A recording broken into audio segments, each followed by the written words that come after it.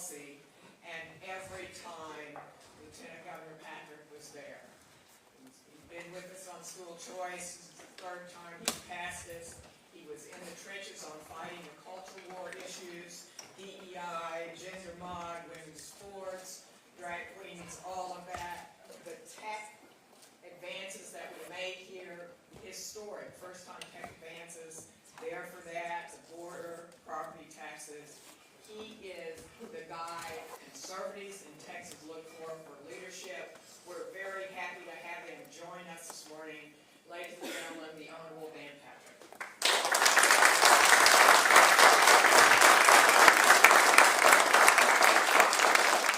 Good morning, everyone. Glad to see you brought your coffee. It's iced tea. I've never had a cup of coffee in my entire life. No cigarettes, no coffee. There's the breaking news. Only a margarita on occasion. Maybe on occasion. And 2 sweet and low for my wife hates that. So, Governor, I started on our list of successes. How does it look to you? How does it look from up at the 11th in Congress, as we're speaking here from 9th in Congress? Okay. So, this has been a tale of 2 cities in this session. It's been really hard.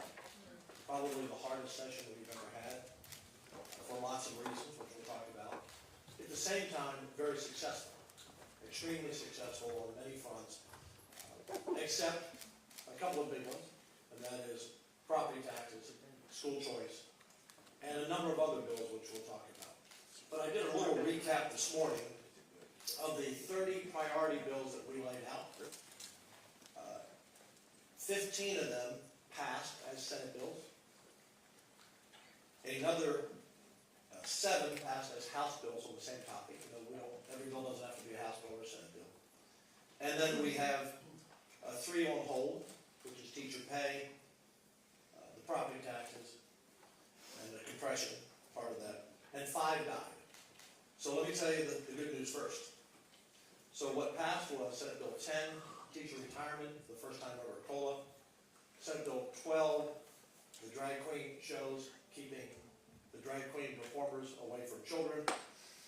Senate Bill 14, finally, the gender modification of surgery passed. We passed that last session twice. It didn't get a hearing this time. It passed the House. Senate Bill 15, stopping men playing girls' sports in college. Senate Bill 17, a strong DEI bill to address that in higher ed. Senate Bill 18, addressing tenure. And you know this story, let me just pause here for a second where this came from. Last fall, out of nowhere, the Senate faculty at the University of Texas said, we're going to teach critical race theory, DEI. We're going to do whatever we want. And I responded in a tweet, we banned CRT in K through 12 last session. You're a publicly funded school, we'll ban it in our publicly funded higher ed universities.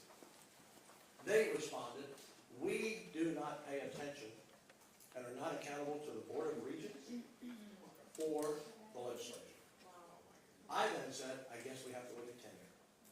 Because no one should be that arrogant, particularly getting a taxpayer paid paycheck, to say we're not accountable to anyone. So as we passed that bill last week off the floor, or this week, I guess it was last week, maybe this weekend, I said very clearly, I hope the Senate faculty at the University of Texas are listening. They do have to listen to the legislature. The bills were a little bit different. We banned it in the Senate totally, but it would have grandfathered the current ones who have tenure. What we actually liked about the House bill was a better tweak, was that they didn't ban it, but they allowed people with tenure now to be fired. So we like that language, and we think it's a very good bill and a strong bill. It gives the universities more power for cause to get rid of professors. We're not trying to stifle academic freedom, but we're not going to let that be an excuse to pull down America, to pull down Texas, to pull down capitalism, and to pit white against black, black against white, gay against straight, Christians against non-Christians. That's what's happening at our higher universities. And these 2 bills together should lead the nation. Senate Bill 22 was an initiative that came out of my bus trip traveling around the state, and that was to support rural law enforcement. We had sheriffs making in the $30,000 range, deputies in the $20,000, not enough, 5 deputies covering 1,000 square miles. So for the first time ever in history, Texas, the state, is investing money into over 230 rural counties. I think the total budget was around $350 million, so that we can lift the salary ranges of our sheriffs, our deputies, our jailers, our DAs, our investigators, because they have a right to law enforcement. That was a big lift. Senate Bill 24, alternatives to abortions. Senate Bill 25, nursing scholarships. We need nurses. We've created scholarships for lots of different areas, science teachers, math teachers, law enforcement. This will give scholarships to people who want to be nurses.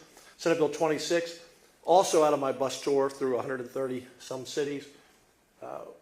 We have a great need for mental health care in rural Texas. This is a over $2 billion commitment to mental health care in rural Texas primarily, from Amarillo to Wichita Falls to the Valley to Midland. We're building hospitals and more beds. 50% have to be forensic, meaning for people who are arrested to have mental health issues. And why 50%? Because the wait list to get in is about 98% forensic. We have so many people with mental health issues backed up in our jails. We need to help those local counties on that. Senate Bill 28, $1 billion into water, because that is what Texas will be focused on in the future as we continue to grow. And now, 29, Senate Bill 29, ending these COVID draconian mandates that counties and cities put on as an excuse to shut down businesses, shut down schools, even shut down churches. And then, of course, our budget, Senate Bill 30, supplemental budget. And then Senate Bill 7 and 8 didn't pass as those numbers, but they passed in the Sunset Bill, Senate Bill 26 and 27. And I'll talk a little bit about that, Sherry, in a moment. The House passed our equivalent of Senate Bill 20 to us to recall district attorneys who are not following the law. Senate Bill 13, their version, HB 900, to address pornographic library books. I would have brought one today to show you, but I might have been arrested. That's how bad they are. How bad they are. Senate Bill 2, voting fraud, they passed us 1243, but let me tell you what, we increased the penalty, Jack, back to a felony, but the Criminal Court of Appeals, during the interim last session, said that you also have to prove that someone knows they're illegally voting. Usually you don't have to prove the mental state of someone, as you've heard a judge say. Ignorance is no excuse to violate the law. So our Senate Bill 2 fixed that so that all you have to be is found voting illegally and not, did you know you couldn't?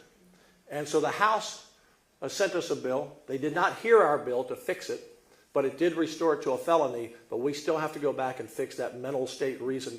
Otherwise, you're never going to prosecute anyone for voter fraud or any other crime. So, Governor, here's your time guy right here. Okay. So, let me finish these last okay. a couple. Senate Bill 11, then that was the school security bill. It passed as HB 3. Senate Bill 27, the specialty courts that we created, that was House Bill 19. Senate Bill 19, creating the TUF Fund, Texas University Fund for Texas Tech, UNT, University of Houston, Texas State. And then so the grand total of the 30 priorities, of the 30, 25 passed as either Senate or House bills, and so that's the good, part of the good, the bad, and the ugly. And we're all about, our CEO, Greg Sindelar, tells us over and over, we conservatives have got to celebrate the victories. It seems like we come out of these sessions and we go around down in the mouth, big victory, very strong session. But I know you wrote a letter to the governor yesterday with a list of things that you were concerned about. What's still on your mind, not failures, but work that we have left? So there are a number of bills that need to pass, and I sent a long list to the governor. Number one, election integrity bills. Of the 14 we sent to the House, I think 12 didn't make it. We need election integrity bills everywhere. Harris County became almost a joke on the floor. Every senator from every other place outside of Harris County would say, that's another Harris County problem? We'd say, yeah, but it impacts the state as well. So election integrity. We passed the 10 Commandments bill. Put the 10 Commandments back on our schools. Should have passed the House. I really no excuse for that one. Prayer time back in school passed the Senate, did not pass the House. This one really flabbergasted me. Virtual schools. Now, that bill was authored and co-authored by Paul Betancourt and Royce West. They spent a year and a half on a commission we set up to improve our virtual schools. And why? Because out of COVID, we learned we had to be better. And that bill was called on a point of order that it was a voucher bill. Royce West does not pass a voucher bill.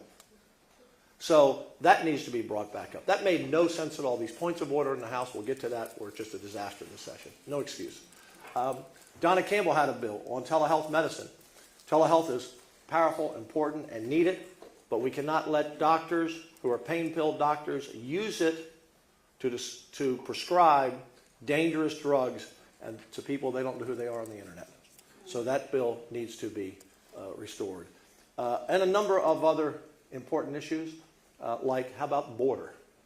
Because we sent over, they had two border bills, HB 20, and then I think that was Matt Schaefer, and HB 7 by Ryan Guillen. HB 20 got called down on point of order. It got combined with HB 7, came over to us. We wrote a great bill. We sent it back. They sent it back. Another point of order. It's a crazy time. So we have to address the border security bill, the border force, very important. So a number of bills that didn't pass that need to be on the call, and more than those, but those are the key bills. And of course, school choice at some point in time, and property taxes, and those are the bills on the list. So why do you think we're here today? Why did we need a special session? At least, I mean, one, when we were talking about many. What's happened that so many things went awry this session? I want to answer this as best I can. I'm tired of the dysfunction of the House in passing legislation to us in a timely manner, and I'm tired of these points of orders that are called on good legislation like the virtual school bill. I'm tired of it. I have begged and pleaded with the House every session, send me your legislation sooner. This session, once again, we received 1,250 bills with about 3 to 3.5 weeks to go. 900 of those with 2 weeks to go. We can't hear them. It's tough to find which ones are the good ones and the bad ones to pass. Secondly, on April 3rd, we had passed 121 bills. They had passed 7. They spent the entire month of March basically doing resolutions and going away for long weekends. Nothing was done in March. Even by the third week of March, I think they passed 80 bills. We were up to over 300. We had almost all of our 90% of everything that we voted out was to them by the end of mid to late April or the very first week of March, of May. We got everything out. And here's the problem. They don't hear under their calendar Senate bills really till the last 10 days to 2 weeks. And because of the points of order and chubbing, the Democrats have total control of the House chamber. Total control. So we're a Republican majority state, and the rules in the House are set up to allow the minority to kill bills they don't like. And it's just dysfunctional. The points of order on conference committee reports, we've never seen it like that. I mean, you can get a point of order because the bill analysis, someone on the staff made a mistake and wrote the wrong word, misspelled something, got something out of order, and you kill the whole bill. People have worked, House members as well, and senators, have worked a year and a half before session. Various groups, Democrat and Republican, have worked on legislation. And it gets there after hours and hours and weeks of work, and someone says, oh, there's a word misspelled there. Send that back.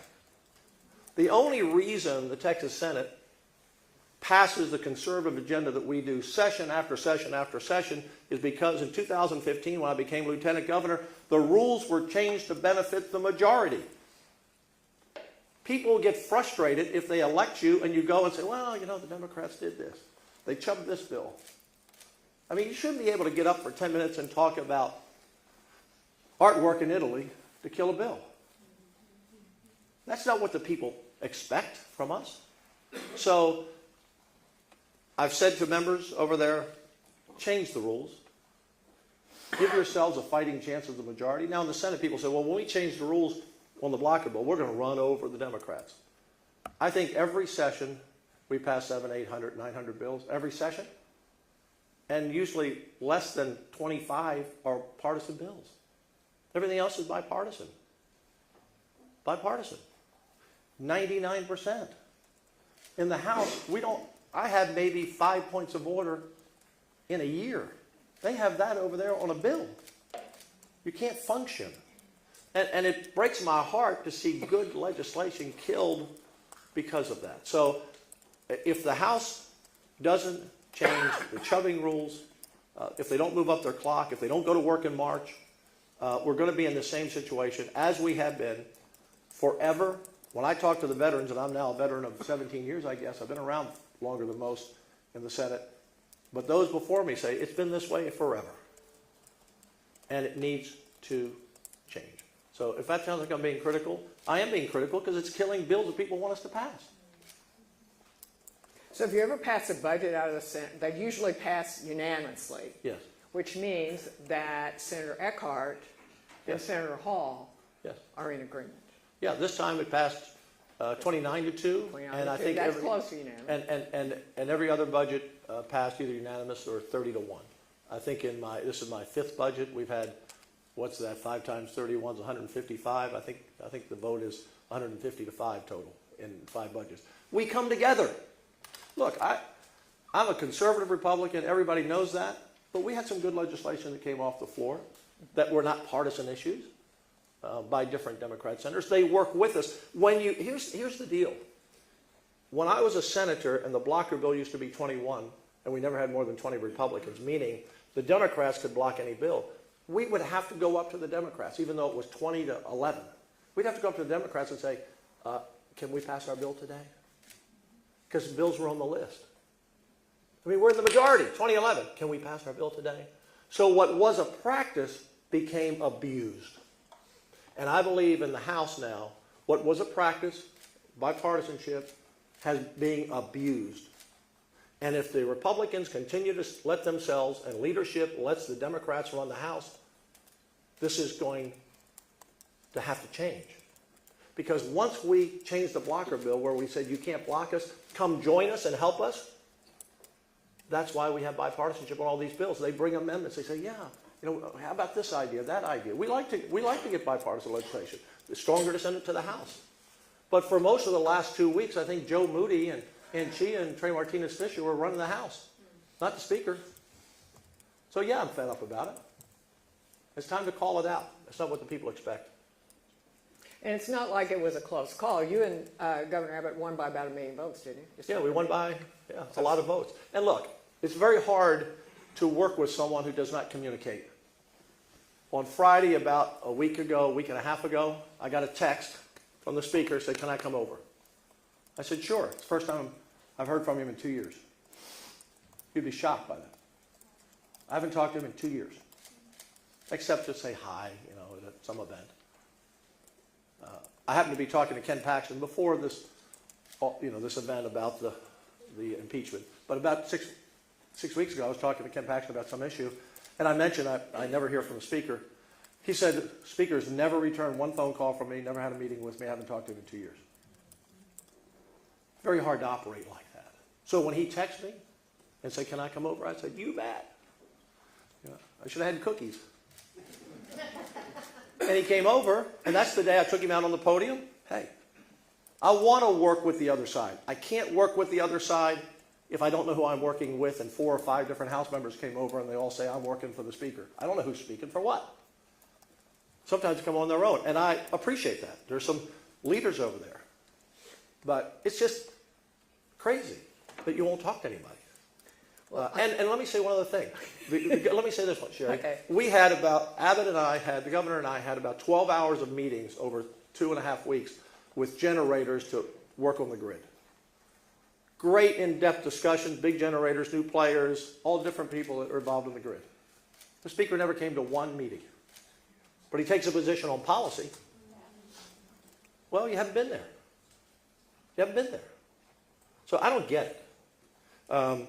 We're willing to work with anyone at any time, but it's just time to kind of call some of these things out because things have to change. Well, you know, I want to make sure my friend Bob Garrett takes me seriously, so I wanted to ask you about the impeachment. Yes. And the Attorney General, what are your plans in the Senate? So we appointed a committee yesterday to create the rules. It's been almost 100 years since the last impeachment. So we have to go back and look at the rules. Not much precedent. I mean, there's some. But times have changed in 100 years. But beyond that, that's all I can say. I will be presiding over a trial. It will be a fair trial. I'm sure there'll be witnesses. I mean, I don't know what the House will present. I don't know what the Attorney General will present. But my guess is there will be witnesses, and they will be put under oath, and they will be cross-examined, I'm sure, by both sides. And it will be a regular trial. And at the end of that trial, once the facts have laid out, the senators will vote. And to all our friends in the media, I guess I got one or two out there, to all of our friends in the media, don't ask me any more questions because I can't answer them. You know, look at me like a judge before a case, and look at our senators like that. Be respectful of their space and time. This is very serious. These are very serious people, and the Senate is going to do our job in a professional way. So now we're in a special session. Got the Yes. call last night at 9 o'clock. Yes. So property taxes and border. Yes. What do you think? I want to talk about property taxes because it's a really big issue. I want to get up if I can because I think we have some slides. Clint, if you can. First of all, before we pull up the first slide, is it going to be here, Clint, or over there? Over here? Right behind you, sir. Oh, right behind me. Will you Okay. open it up Go ahead and pull it up. When we were negotiating on property taxes for the last 5 months, the House was at appraisal caps and compression. We were at Homestead exemption and compression, and we kind of couldn't get unstuck. So when the Speaker came over that Friday a few weeks ago, again, I was grateful that he came over. He came over to talk about school choice. He suggested that we put legislation in HB 100 to try to put a package together. I appreciated that, but we talked about this. And he said, you know, my focus is on businesses, small businesses. That's my focus. Small businesses. And so I said, okay, here's some ideas. So this came a few days later. There are a couple of things we could do to try to break the logjam.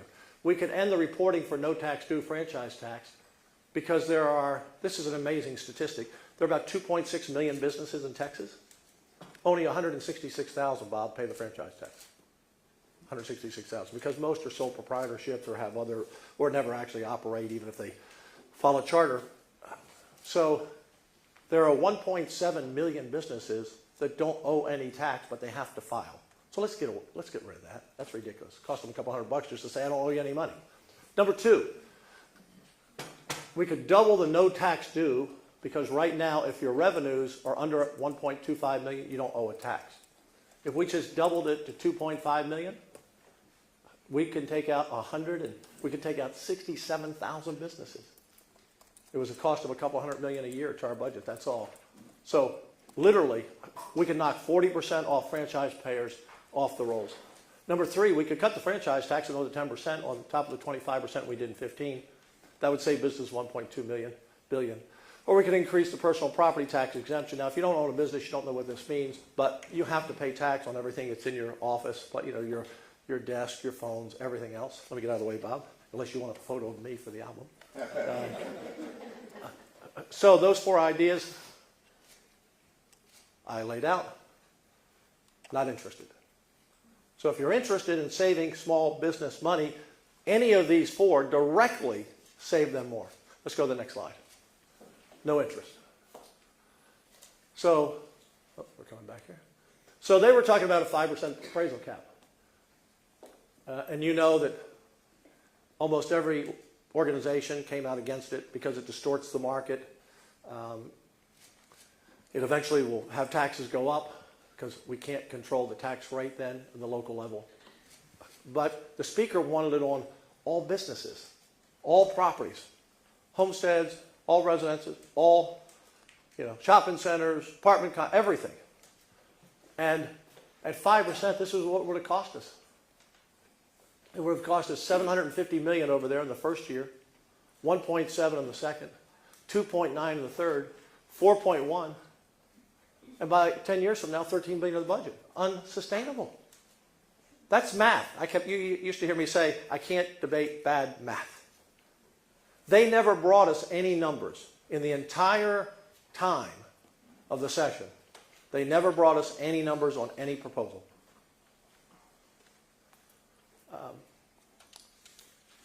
Let's go to 8%. So the 8% appraisal cap, because when we were meeting the other night with the governor, the speaker said, can we do 8? And I said, maybe we can do 8, but only on homesteads. Don't want to do that. Don't want to do that. It doesn't really impact homesteads. But he wanted to do 8% across. He said, no, I got to have it for everybody. Everybody. 8%. It still costs us $12 billion to the budget. It's unsustainable. I asked him in that meeting, with the governor sitting there, who would pay for this? He said, well, the school districts would just have to spend less money. And I thought, try to sell that one. Try to sell that one. And just wasn't practical. So he wanted to help small business. We gave him 4 reasons to help. We showed him his math didn't work. And at the end of the meeting, he said, if I can't get it for everyone, then I'm out. And I said, well, our offer's off the table. And he said, well, I'm going to take homestead exemptions out. Now remember, they had just passed 147-0 homestead exemptions in the bill they sent us. Now, I couldn't figure out, why is he so hooked on this 8% for all businesses cap, which, by the way, the Texas Association of Business, the Texas Association of Manufacturers, the realtors, commercial realtors, none of them wanted it. They don't want it because it'll destroy the market. I couldn't figure it out. And one day he said in one of those meetings, he said, I own a lot of property. Not that it's about me. Now, anytime anyone says it's not about me, it's usually about them. If you go to Phelan Investments online, they own everything for decades. Proud to say, 4th generation of owning property. If you have a cap on property, the taxes go through the triple net lease. But when you can hold your value down and hold property for decades, and you sell it one day, it's a whopping profit. Now, I'm not saying he was doing that to benefit himself, but I could never figure why he wanted to do that. And he'll say, well, it just brings my rents down. Well, yeah, if you bring your rents down, well, that means taxpayers are helping you keep your rents low so your buildings stay full and your shopping centers stay full. So we didn't do that. I'm sure he's watching now and steam's coming out of his ears. I'm just telling you, I couldn't figure it out until he said it. Let's go to the next slide. So let's look at the $100,000 homestead exemption. That's what we had. We had $100,000 for seniors, $70,000 for everyone else, and then the House went to $110 and $100 for everyone. We loved it because look at this tax relief. By increasing, because we're now at 40, increasing it to 100, the homeowner at $100,000 saves about, let's just round it off to $700 a year. $700 a year. When you multiply that out times 5.7 million homeowners, times about $700, look at this. Bob Garrett, $116.9 billion in property tax relief with a homestead exemption that does not distort the market. And 40% of those homeowners, or seniors almost, they weren't going to benefit from any appraisal cap. When I come to the table to negotiate, I bring numbers, data, facts. I don't walk in and say, this is a good idea, and not be able to back it up. And I get these facts from a great finance team, from great senators who do hard work. So if we don't have a homestead exemption in this special session, included in the compression, we're going to leave that much money on the table. And how much is that to each homeowner? If you live in your home for 30 years, $700 a year is $21,000. I know the governor must be on our side with this. I can't imagine he wouldn't be. I can't imagine the governor will say to 5.7 million homeowners, you're not going to get a homeowner's exemption. He has on the call, compression is fine, but it can't be the whole thing of 17 billion. Let's go to the next slide.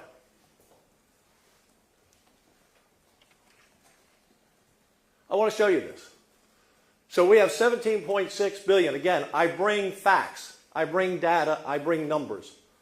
And anyone who wants to challenge them, we'll stand up to them.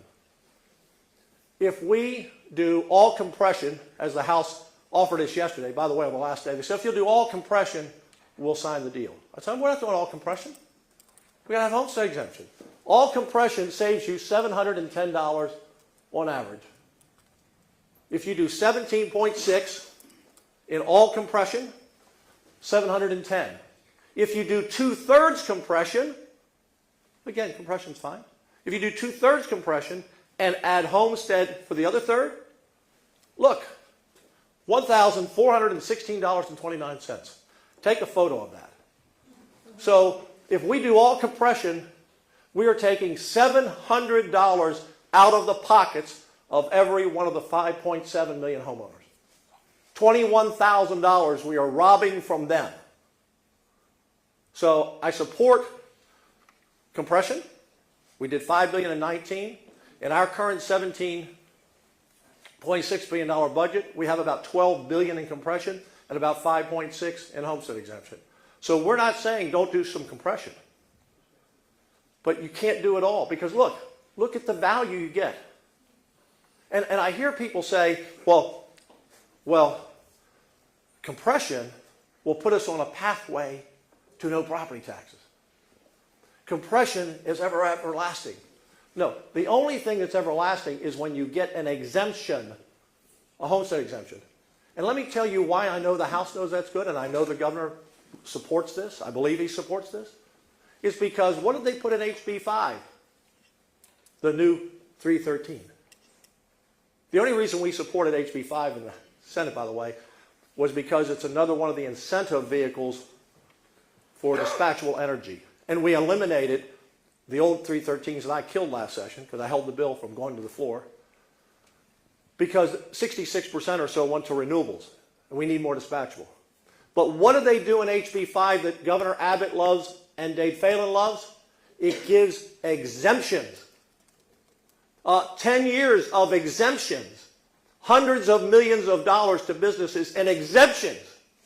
So exemptions are good enough for big business, but not good enough for a homeowner who's struggling. $1,400 a year, every year, never stops. I will not step back from this. And I might be the last guy standing, but I'll be the last guy standing. Homeowners in this state deserve real property tax cuts. And that's a combination of compression and homestead exemptions.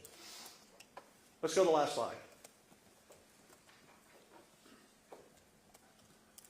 So, let me show you why, and I know I have great friends here at TPPF that think compression can get rid of all property taxes. Okay, I do, I know.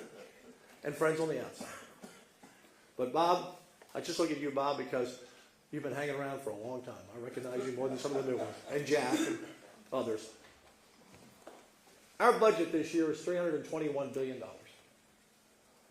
The state's share of that is $144 billion. You didn't know you were going to school today, did you? Total local M&O taxes projected for the next 2 years is $55 billion. To end property taxes through compression, we would have to come up with $55 billion. Now, how much is $55 billion? It's 38.2% of our entire budget. You'd have to cut school funding. You'd have to cut medical funding. You'd have to cut law enforcement. You'd have to cut everything. You can't have 40% roughly of your budget in compression to get rid of all property taxes. So if you want to get rid of all property taxes, you got to come up with $55 billion. That's what it takes. Now, we've already spent some towards that goal, but we can't do that. Anyone who says, and forgive me, I don't want to offend anyone, but anyone who says we can eliminate property taxes by compression ran for governor and didn't win. I'll leave it at that. Okay? And if you say, well, couldn't we increase the sales tax to pay for that? You could. You could. You'd have to increase the sales tax to around from the current 6.5% to somewhere between 10 and 12 cents. And by the way, those numbers fluctuate. Like it's 55 billion this year, it was 37 this year. Those numbers fluctuate. So you'd have to almost double the sales tax to pay for that. Now, there'll be some people out there who say, oh, no, charge me 12 cents. Charge me 12% instead of 6%. Remember, plus 2 cents local. So your sales tax now is about 8, and a quarter would go to 14 or so, somewhere in that neighborhood. I don't think there's a vote to increase, Sherry, the sales tax, a half a cent. So it's not possible. So the governor has put on the call compression. I support it, but not 100%. And I believe in my heart that the governor will support homestead exemptions. And I believe that the House will, because they all already voted unanimously for homestead exemptions. Remember, their plan came out 147 to nothing for homestead exemptions. Our plan came out 31. So Governor Abbott has a total 100% unanimous support from legislators who have already voted for homestead exemption. So let's do both. I need the Speaker and I need the House. We're going to send out a bill maybe today or soon. It's going to be the same bill pretty much they sent us. Compression is about 2/3, homestead exemption 1/3. Okay, Sharon, I think it's time for questions. Okay. Thank you, Governor. Great to have you here. Nothing we like better at TPPF than a good conversation about public policy. So, let me hear it. First question. We want to get to everybody. I'm going to try to call on our guests first, but we'll get media questions as well. Yes, sir. Let me preface this by saying, Lieutenant Governor, I'm a huge supporter of you and the governor in many, if not all, of these initiatives. I do have a question, though. The governor likes to say that Texas is the best place to start a business. Yes. And he touts those figures every time I hear him speak. So with that, if that's the case, then why do we have a need for tax exemptions in the 313 code? So, and again, last year, I killed the 313s because they were being abused. And again, 2/3 were going to renewables. And somebody will give me a question, maybe this will lead into the grid. Because we are in a competitive environment, and most companies will come here on their own, but sometimes we compete with North Carolina, Florida, other states for billions of dollars, like Samsung came here, will create thousands and thousands of jobs. And so sometimes a little piece gets you over the top, and that's why. We cut it back by 50% from the original bill, the incentives.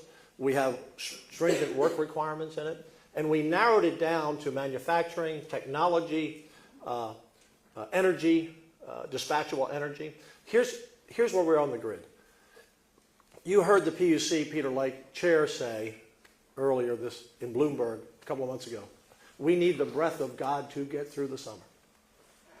Now, if we want to kill the Texas miracle of businesses coming here and creating jobs, we've added, Fortune 500 companies, we've added lead the nation job growth, 11 million, 12 million people in the last 20 years.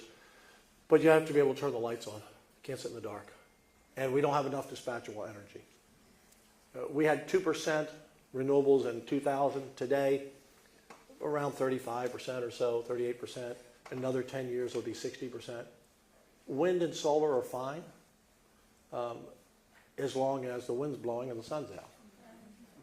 Our need for dispatchable energy, coal, nuclear, which is declining, and nuclear is holding steady, coal's declining, is natural gas primarily. There'll be other technologies coming online. We need 75 to 80,000 megawatts of power. We don't have it. And almost 40% of all of our plants are now 40 to 50 years old. So we need to incentivize new plants. Now, the governor and I disagree on this one issue, but I support the governor in where we are right now on this issue, this issue of the grid. I believe, and the Senate believe, we just need to build a reserve of 10,000 megawatts. You go to a company, any company, let them bid, get the best bid. They build the power, they sit there and they hold. They're the last on, the first off. But you got it there. Not everyone was in agreement on that. The big generator company sure didn't want it. But that idea didn't make it. So I came up with another idea. I say my staff, Lauren, Charles Swartner, all his team. We said, okay, what do we do to incentivize people to come here and build? Number one, we're going to give you a 0% loan for 20 years. You pay it back to the state. Now the House wanted 5%. We ended up at 3%. So we're going to give them a loan. Number two, we're going to give them a completion bonus. So if they complete, we need it in the next 3.5 years. If you start it today, it's going to take that long to build a new plant. And the third was to give you a tax abatement. And that was the only reason we passed in the Senate 5, or my only reason. So the three-legged stool, so that companies will come in and build. And I'm talking to companies now about trying to come in, find a pathway, because we have to have the natural gas power. It's the most important thing this session. So that's part of the reason. And so the governor supported this, and I appreciate it. And he said to me, he said, and by the way, we put a deadline on this plan. These companies, to get that 0% loan, or it's 3% now, have to do it by December 31st of this year. If they don't do that, then we know where we are. And if we don't have enough people building power, then the governor said we can sit down and talk about that reserve market, because we have to have the power. The governor and I spent hours and hours and hours and hours working together. I think at the beginning of the session we were here. By the end of the session we were here. And I'd like to have reserve, but we're going to try this. And if it doesn't work, then we'll try that. Let me explain to you why we have a problem. We have this energy market. There's a lot of questions. Okay, real quick. We have this where the generators make their money by scarcity pricing. You know, when everything is running. So they don't want to have any more power than just a little bit more than we need. That's why they were against the reserve. And so they even tried to kill the bills we had. Todd Hunter did a great job on the floor. If you want to be entertained, watch that from last week when he took on the generators. I get it. They have to make money. I got it. But we have to save lives and keep our economy going. So that was the reason. So, Next question. sorry about that long answer. Bob. Oh, Bob. It's Bob. it's Bob. You're jumped over to the Great. media side. Okay, go ahead, Bob. Bob. Okay. Also a guest. Public school advocates, Governor, say that it would take $1,000 more per student, or 17% more, to make up for inflation since the historic school finance overhaul of 2019. So why is $17.6 billion for property tax cuts affordable when it's not affordable to put in money into the school formula that would guarantee teachers a permanent pay raise? Yeah. So since I've been Lieutenant Governor, Bob, we put more money into public education than ever before. We put $11 billion package in 19, as I recall. This year, now since 100 didn't pass, and in some form that will probably pass later, we want teachers to have a pay raise. Already, though, we're putting about another $9 billion in this year to public education. So we continue to put money in, and yeah, it sounds good. We need $1,000. Well, the total now, I think it's around 6,200, 6,400. I forget the exact number now. A lot of numbers in my head. You just can't take it up to 1,000. It would have cost us billions and billions. Marion, do you know how much that would have cost us? You're my, okay, but it cost us billions and billions of dollars to do that. So it just wasn't practical. And by the way, some of those school districts, by the way, that are complaining, they took all the federal money and hired people with it. It was one-time money. I mean, I've heard from a few schools, I got to lay off 400 people. You shouldn't have hired them. It was one-time money. And so they put themselves in this predicament. We have funded schools a significant amount, and I've learned a long time ago, no matter what we did, if it were 1,000, they'd want 1,500. It's never enough. It's never enough. But look, we put a lot of money in the school fund. Do you think you've done enough, though, for the teacher retention crisis? That's a real crisis. Yeah, no, it is, but teachers are leaving not just for the money, Bob. They're leaving because there's chaos in the classroom. They don't feel safe. They're leaving because they're told to teach them things they don't want to teach about sexuality to kids in the 3rd grade. They don't like the pornographic library books that are in their school library, and they're under a lot of pressure. My wife was a long-time teacher. My daughter-in-law was a teacher. My mother-in-law was a teacher. I have my teaching degree. I never taught, except student teaching. Teaching is the most noble, important profession we have because it builds the next generation, and we need to attract. But we've increased the salaries. We raised the teacher salaries on average about $3,000 or $4,000 or $5,000 the last 5 years, depending on what district you're in, some more. This session, we put a $2,000 or $3,000 across the board raise, I forget now, 2 or 3. And in rural Texas, where there's about a $6,000 or $8,000 difference, we gave them an extra $4,000. And we have done that. The bill didn't make it. House bill didn't. I can't help it if Ken King will kill a. Look, Ken King killed the teacher. Let's be very clear. The House killed the teacher raise bill and funding because they wouldn't pass a school choice bill, which 80% of Republican voters in Ken King's district support, and people all over the state support. So we didn't kill it. Next question. Yes, sir. Hey, Jack. Thank you, Governor. Just going back to the whole property tax Yeah. issue. You talked about how, you really favor homestead exemptions, and the CEO here, obviously, at the Public Policy Foundation came out all favor of compression.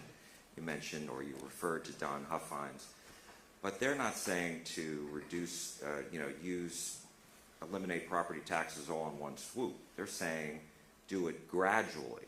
And so I'm wondering, why is that not a good idea? I mean, are you saying that you don't support eliminating the property tax? Jack, did you look? You remember my slide? $55 billion, Jack. I'm not going to. But that's. Hey, I'm and by the asking way, gradually. Okay, Jack, you can't get there because gradually it keeps growing. By the way, depending on the year, it's going down a little bit this year because we put a lot of money in. You can't get there. And by the way, homestead exemptions are permanent. They're in the Constitution. They're there. Compression, if you get rid of property taxes altogether, school property taxes, which are about half the bill, you have only sales tax to prop up a state of 30 to 35, 40 million people in the next decade. What happens when we have a decline and sales taxes go down? You have no money to pay your bills. You can't be a one-legged horse, And so we don't have an income tax. We don't ever want an income tax. We put a stake through that heart of that issue, Jack. But you cannot, and you saw the difference. It takes so much compression compared to the homestead exemption. So you saw up there, so for $5.8 billion in homestead exemption money, you get double what you get for $12 billion of compression. So it's good to do it. It helps. And the reason is the homeowners, look, when you do compression, everyone gets advantage. Businesses, small business, big, it's good for everybody. But the homeowners we have to focus on. Because the businesses, they'll absorb some of it, they'll pass some of it on, they'll hire a lot of accountants to address it. But we want business, we're big business, we want business, and compression is good to help everyone. But to help homeowners who work at all those businesses, and will ask for a raise every year because they can't pay their property tax. By the way, what we did in 19, Jack, on property taxes is working. Houston Chronicle, I don't know if Jeremy Wallace is here. Is Jeremy here? But Houston Chronicle, they said for the first time in decades, property taxes have gone down. All over the state, property tax, even though appraisals went up, because we broke the appraisal off from the final tax bill. People look at their appraisals like they used to, like that's their tax bill. That's not their tax bill anymore. We stopped that. We now limit the growth of government to 3.5%, Jack, and so no matter how much the appraisal, they have to lower the rates. And so that's another system. That's another reason we didn't want to go to appraisal caps. It would have destroyed what we've accomplished. The governor signed. The speaker actually voted for it back in 19 when he was a member. It's working. But Jack, you can't get there on only compression because that's our revenue sales tax. You take that away. You can do it, but you have to increase the sales tax dramatically. So you can do it, but you can't have one revenue source because if that dries up, it's gone. And by the way, compression, that's another thing I read about. It's lasting. We can take that compression away in any budget. If we come back, now we won't next session, I don't think, because we've got a good reserve, but we come back one budget or years from now, 5 or 6 years. Look, we had a downturn in 11. We had a downturn in 17. We didn't have any extra money. You come in here in a bad budget year, you know what they're going to do? they're going to grab that compression, take it back, and your taxes are going to skyrocket. That's why you do a little bit of both. Compression, I'm not anti-compression. 2/3, I signed off on that. I agreed with the House on that. We increased our compression by $2.6 billion. But you have to have both. If you do that bill under the current proclamation, you can't pass it, right? Sure. Yeah, the governor. Yeah, what do you mean we can't pass it? Doesn't he have to add homestead exemption? No, the governor can put it on the call. He doesn't write legislation. So he can veto it. Look, do you think the governor's going to veto a homestead exemption? Now, I'm not worried about the governor signing it. The House has got to pass it. The House has got to pass it. You know, I don't know poison pills, no excuses. You saw up there, if we don't pass homestead exemption, then that's literally taking I want to make that the headline. No homestead exemption, you've lost $20,000 over 30 years of living in your home. $20,000, $700 more a year. $700 more a year. Next question. Other questions? There's this lady over here. Yes, ma'am. Hi. Hi, Laura Davis with Texas Parents United. Yeah. I want to thank you from the bottom of our hearts for supporting the HB 900. I don't think the typical Texas adult realizes to what extreme literature and schools had gone to. And I was wondering, in regards to gender studies, we're in Leander, Texas, and we just had a video where a teacher in the 4th grade was talking about how she talked about gender studies with the little 9-year-olds. Yeah. And I just wanted to see if you knew that was an issue. And You know, the parents, and I've gotten a lot of material from a number of parents around the state, you all are our canaries in the cave. You know, we have 8,000 campuses, roughly, 1,200 school districts, 5.5 million kids, 360,000 teachers. We don't know unless you tell us. And I will tell all of you, and that was a good bill by Jared Patterson. Angela Paxton had SB 13. We tried to get them both together. They said it would go down on a point of order, so we didn't want to kill 900, but that's what we were waiting for, to try to make them both work, because they did a little different things, but Jared's bill is a very good bill. I thought this was okay. Okay, are the books really that bad? There's a book called Let's Talk About You. Literally, I've been wanting to take it on one of my Fox appearances. I don't know that I can show it. And this is books the kids have in middle school. There's a page in there that talks about showing our children how to go to pornographic websites. They talk about pornography is sweet and sugary. Pictures that I can't even show my female staff, but yet it's in our schools. And this is why the Ken Kings of the world need to stop school choice from Texas. The number one issue today that people say in a national poll of wanting school choice is because they don't like that being taught to their children. We don't want our kids. I got 8 grandkids. I don't want them in the 1st, 2nd, 3rd, 5th grade seeing this filth. Look, there's a real left woke agenda out here that I think is anti-family, confusing to kids, and we've seen it grow, and we have to fight back. And so, thank you for being one of the moms on the wall. There's a question in the back. Governor, I'd like to ask, so the governor, one of the human smuggling is on the special session agenda, and it doesn't speak specifically to the border. It talks about human smuggling, and I presume that's across the state. Yes. And I equate that to human trafficking. I was just curious if I that. do too. Okay. Could you speak to what you see as potential issues that could be addressed during the special session on that? So I'm sure the House will send us some good work. We'll send them some good work. House Bill 7, which was kind of came out of House Bill 20 that went down a point of order, called for a border force. The disagreement in the House is they didn't want it under DPS or the Texas Rangers, and I said, wait a minute, what are you guys talking about?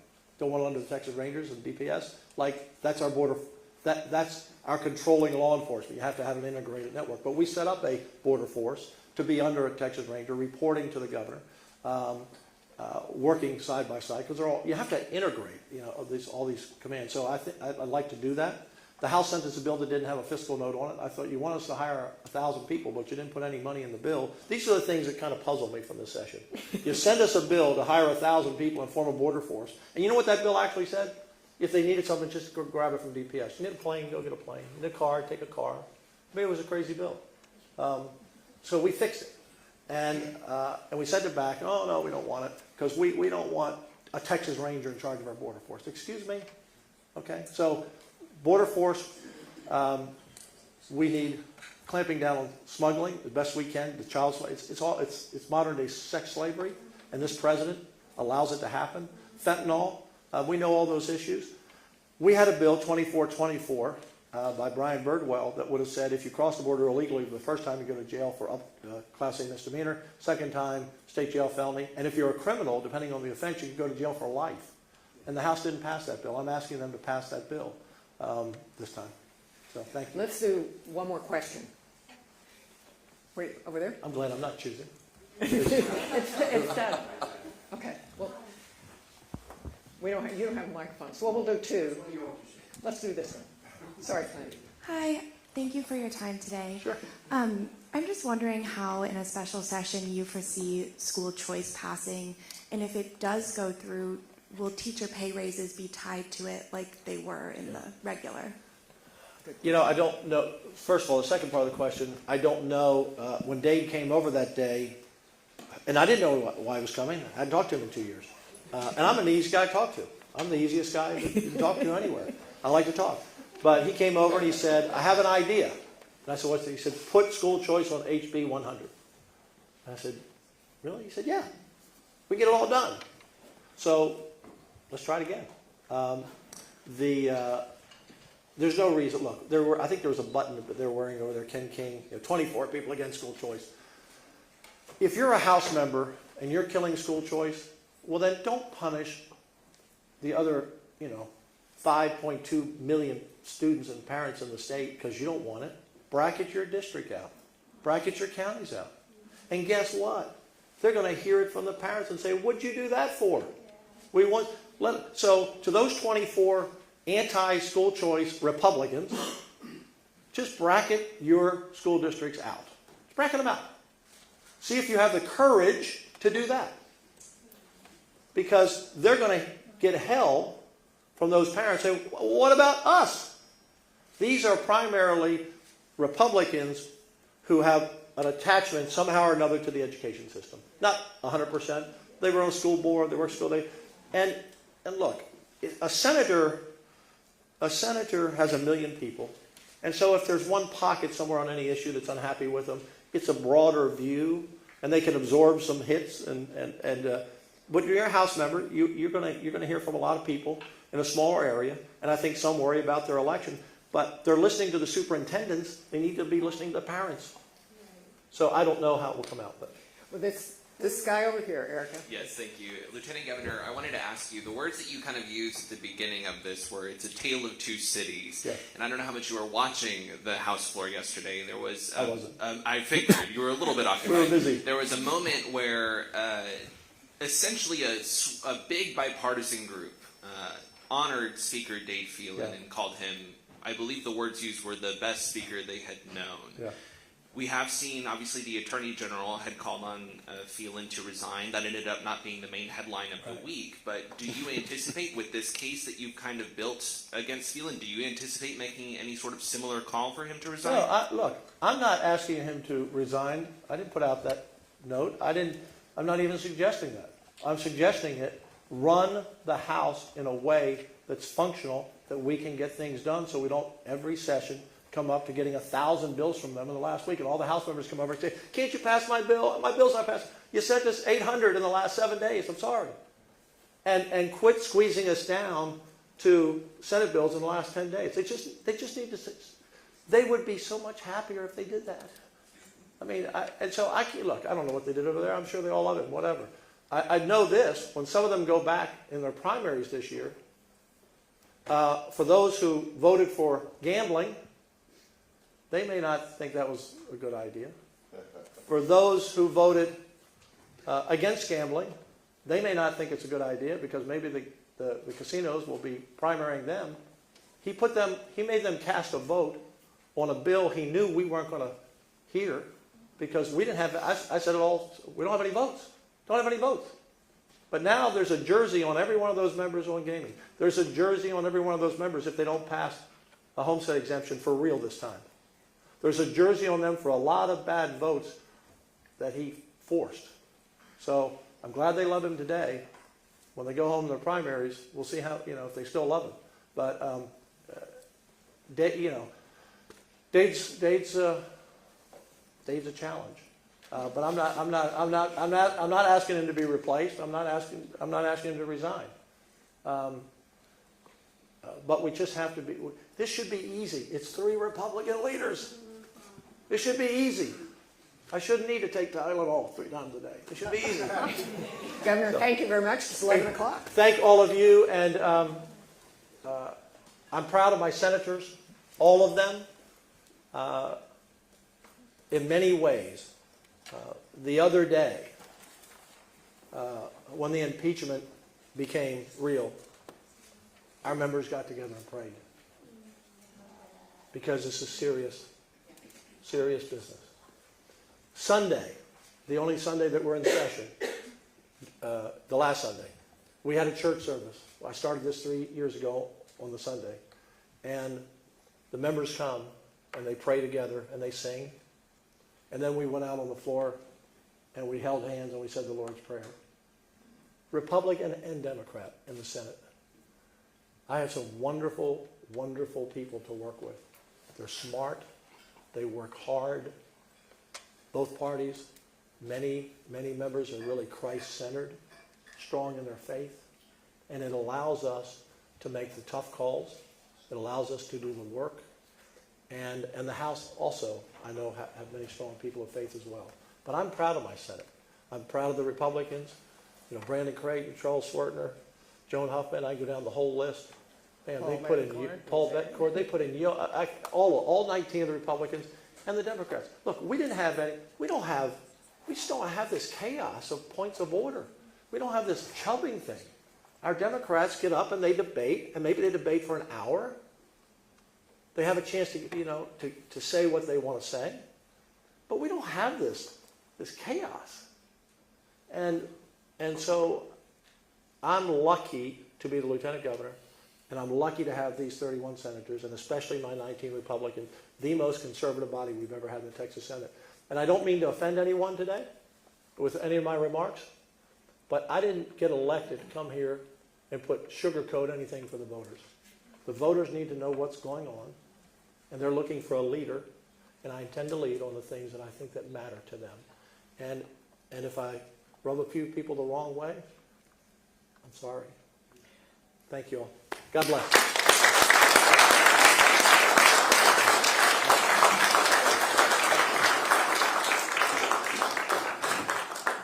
Thank you all for coming. We have to go gavel in.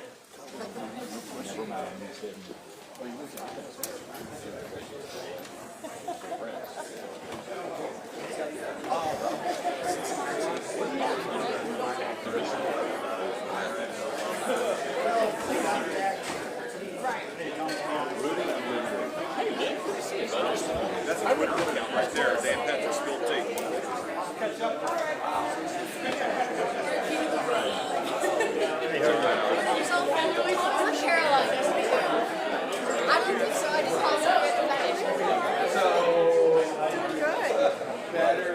Oh, very cool.